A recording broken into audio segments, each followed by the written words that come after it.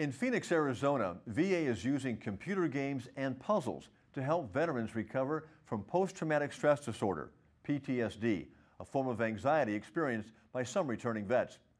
These innovative therapies are also being used to treat mild traumatic brain injury, a condition that a returning veteran may not be aware of, but one that can cause physical, behavioral, or cognitive problems. As simple as these treatment methods may seem, they're proving very helpful. Grace and Danny Gruby both served in the same Army Combat Engineer Unit, deploying together to Iraq. In a non-combat related incident, Danny fell several feet, landing on his head. At first he seemed okay, but when he got back home, Danny found he had a hard time remembering everyday tasks, like paying bills and remembering appointments. You'd have to follow up 5 or 6 times a day to make sure that certain small little tasks were followed through.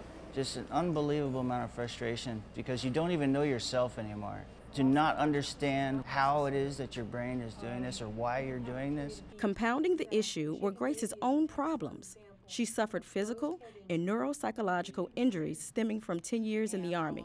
Here we were managing other soldiers not too long ago, and then all of a sudden you can't even manage yourself in your daily lifestyle. To help the Grubys, along with other veterans suffering from brain injuries and PTSD, 2 neuropsychologists at the Phoenix VA Medical Center created what they call the Brain Boosters program.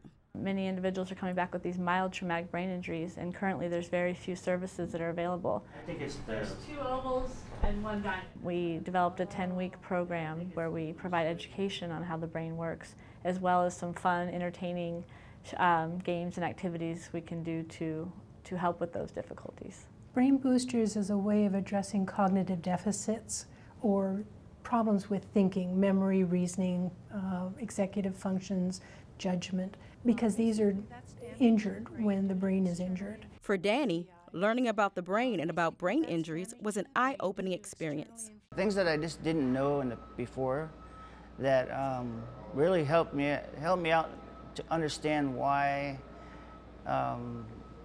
I was behaving the way I was behaving, why I couldn't concentrate on things like I used to be able to. Brain Boosters uses popular games like Sudoku or Brain Age to function as a mental treadmill. Research is showing that if we engage our brain and exercise our brain like a muscle, we can actually improve its functioning. Bushnell says it's important that participants be able to do the games on their own, at home or while waiting in line at the medical center.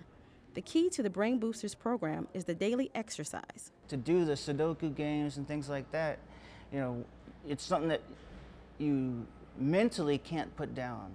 By doing brain booster exercises on a regular basis, Dr. Gorin says patients are again getting a sense of control over their lives. We're hoping that what we provide them is the knowledge that there is hope, that they can actually do things on their own and continue through the lifespan that will improve and keep the brain healthy. It's helped me to be more physically outgoing and not be so down on myself and think that I don't have the ability to recover, that I'm going to be this way forever. Both Grace and Danny have completed the Brain Boosters program and, like other participants, have provided feedback about their experience, so other veterans with similar conditions can be helped. The Brain Boosters program was originally designed to help veterans returning from Iraq and Afghanistan, but recently it's been expanded to include older veterans from other conflicts and wars.